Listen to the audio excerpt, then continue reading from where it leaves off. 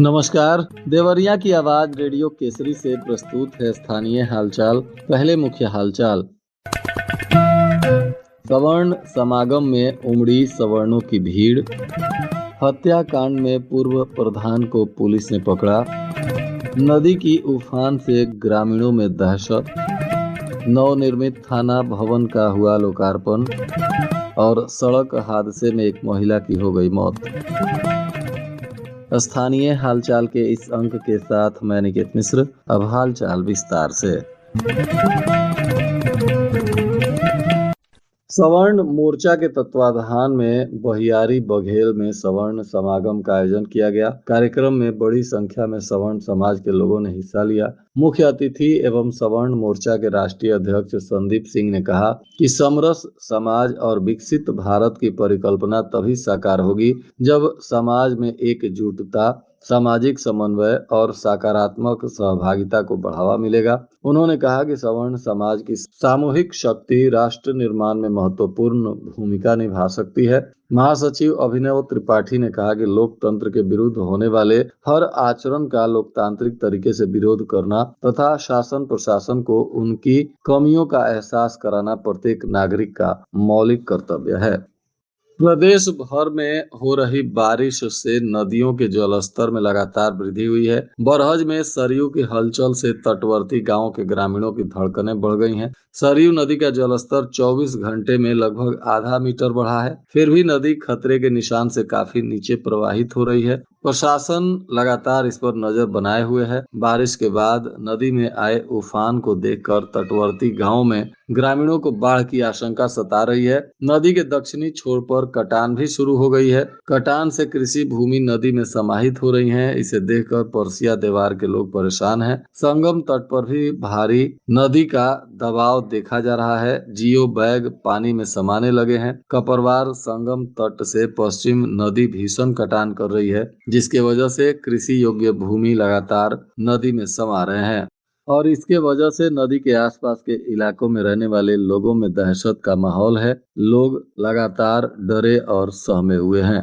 सदर कोतवाली पुलिस ने 3 वर्ष पहले दर्ज हत्या के प्रयास के एक मामले में पूर्व प्रधान को उठा लिया है। देर शाम तक पुलिस पूछताछ कर रही थी। पुलिस के जिम्मेदार अधिकारी हालांकि अभी भी कुछ कहने से परहेज कर रहे हैं। बताया जा रहा है कि 3 वर्ष पहले एक जगह फायरिंग हुई थी और इसी मामले में पूर्व प्रधान का नाम प्रकाश में आया था। इसके बाद से ही पूर्व प्रधान फरार चल रहे थे। शाम को कोतवाली पुलिस ने उन्हें हिरासत में लिया और पूछताछ कर रही है। कोतवाल ने बताया कि एक व्यक्ति को हत्या के प्रयास के मामले में उठाकर पूछताछ की जा रही है। किराए के भवन में चल रहे सुरौली थाना को अब अपना आलीशान भवन मिल गया है। किराए के भवन से थाने की सभी सुविधाएं अब शिफ्ट कर दी गई हैं। थाना भवन का लोकार्पण सदर विधायक डॉक्टर शलभ मणि और एसपी अभिजीत आर शंकर ने किया।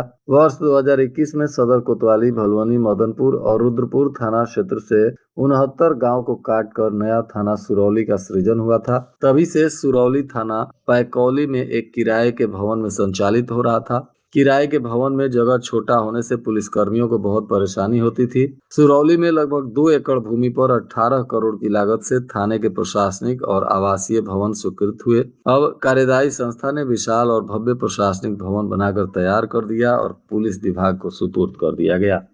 मईल मगहरा मार्ग पर परसिया अली मोड़ के पास एक सड़क हादसा हो गया, जिसमें एक युवक की मौत हो गई जबकि एक महिला गंभीर रूप से घायल है, जिसका इलाज मेडिकल कॉलेज में चल रहा है। मामला बेलपार गांव के रहने वाले राजन कुमार का बताया जा रहा है, जो अपने बुआ के घर मईल थाना क्षेत्र के देवड़ी में गए थे। वहां एक लड़की को सांप ने काट लिया था, जिससे उसकी मौत हो गई थी और उसी को देखने ये लोग जा रहे थे। तभी सड़क हादसे में युवक राजन कुमार की भी मौत हो गई और उनके गाड़ी पर बैठी एक महिला गंभीर रूप से जख्मी है, जिनका इलाज सरकारी हॉस्पिटल में चल रहा है।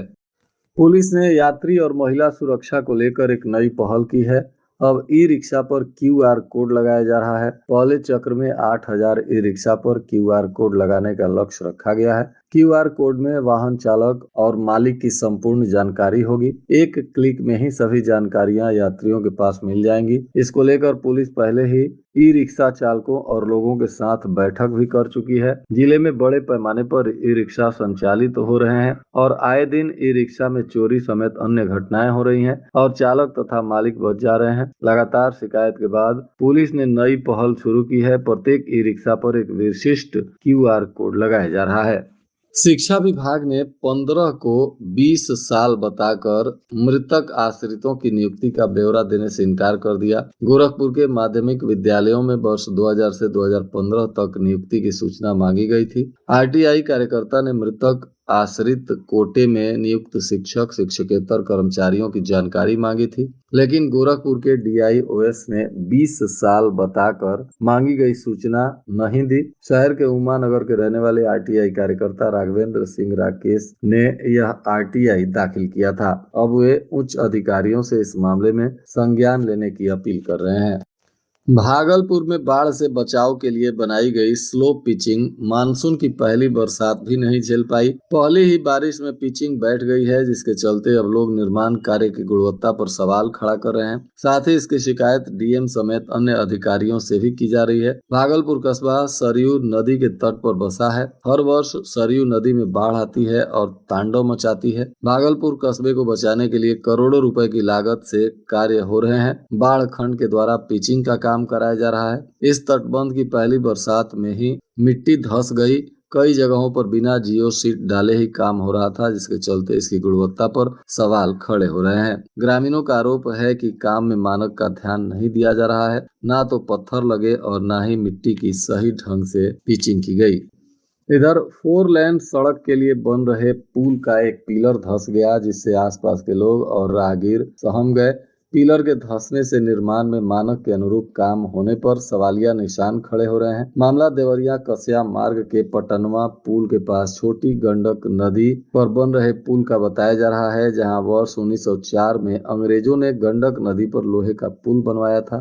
यह पुल आज भी मजबूत स्थिति में है। पैदल, साइकिल और बाइक सवार अभी इसी पुल से आवाजाही करते हैं। सड़क के चौड़ी होने पर 20 साल पहले पीडब्ल्यूडी ने इसके बगल में एक पुल बनवाया। अब यह मार्ग 4 लेन में तब्दील होने जा रहा है। इसके चलते शासन ने पीडब्ल्यूडी के प्रस्ताव पर 105 मीटर लंबे नए पुल के लिए 115 करोड़ की स्वीकृति दी है। पुल का निर्माण भी शुरू हो चुका है। कार्यदायी संस्था ने पुल बनाने के लिए 3 पिलर को खड़ा कर दिया। बताया जा रहा है कि रात में नदी के पानी के बहाव को लेकर बगल में बना तीसरा पिलर अचानक नीचे धंस गया। ग्रामीणों के मुताबिक पिलर धंसते ही धमाके सा आवाज सुनाई दिया, जिससे वहां से गुजर रहे राहगीरों और आसपास के लोगों को भय हो गया। बाद में लोगों ने धंसे हुए पिलर का फोटो खींचा और आसपास के गांव के लोग मौके पर पहुंचे और अब इसकी शिकायत वरिष्ठ पदाधिकारियों से की जा रही है।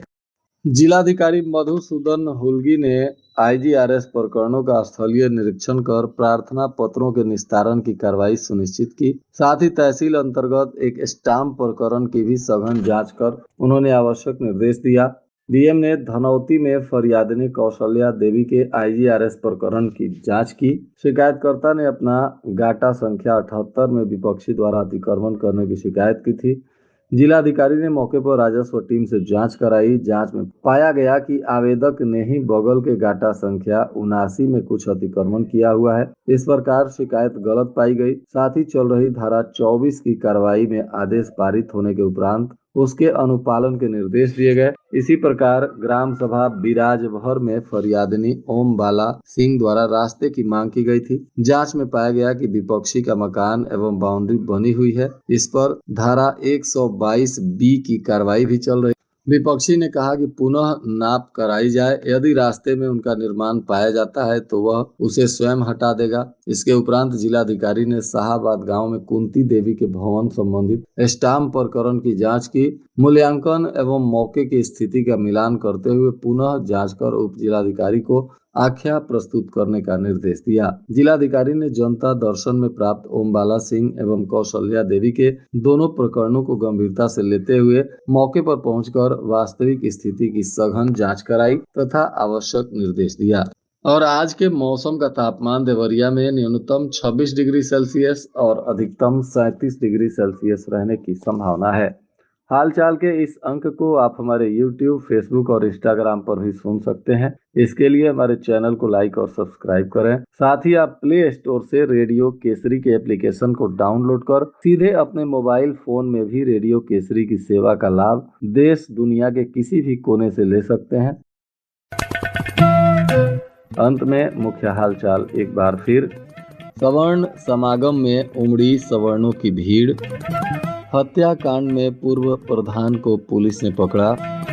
नदी की उफान से ग्रामीणों में दहशत। नवनिर्मित थाना भवन का हुआ लोकार्पण। और सड़क हादसे में एक महिला की हो गई मौत। इसके साथ ही स्थानीय हालचाल का यह अंक समाप्त हुआ। नमस्कार।